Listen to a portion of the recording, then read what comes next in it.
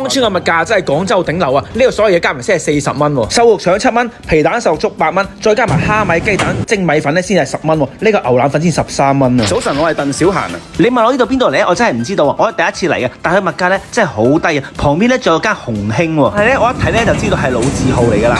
我唔要菜唔該。我還省掉。大家有冇人中意食呢個蒸米粉呢？都開咗耐唔耐啊10幾年啦。 ？10幾年啊？呢度個老闆同我講咧，佢個細路仔咧係1年級做到而家大學1年級嘅。呢一個蝦米雞蛋蒸米粉咧先10蚊，性價比絕對係超值嘅。不過好香花生油味好似。呢個腸粉咧唔係講笑喎，一定係唔差嘅，好重米漿味同埋好重花生油味嘅。呢個腸粉真係抵食夾大件啊！7蚊有肉喎，再加一少少佢呢個辣椒，辣椒自己整嘅呢個應該。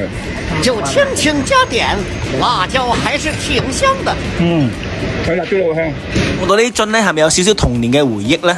蒸米粉 OK 喎。呢個牛腩豬腸粉咧，其實喺隔離紅興叫嘅。如果我唔幫佢叫咧，我驚大佬 B 會打我。的確唔係講笑啊，兩個人咧呢度40蚊咧，真係食唔晒嘅。牛腩咧就絕對係老港味嘅。如果你唔知道咩叫老港味嘅話，你試下就會知道啦。你哋有冇人同我一樣咧，中意食啲蘿蔔咧係炆到入晒色嘅蘿蔔咧？8蚊呢個粥咁多料咧，我係心滿意足嘅。再加少少腩汁落呢個米粉度咧，直頭係 really 骨個骨嘅。所以今期真係芳村平靚仔系列啊！再加埋呢個糖水4蚊咧，合計兩個人咧先係44蚊，食到飽啊！俾面點個關注咧〜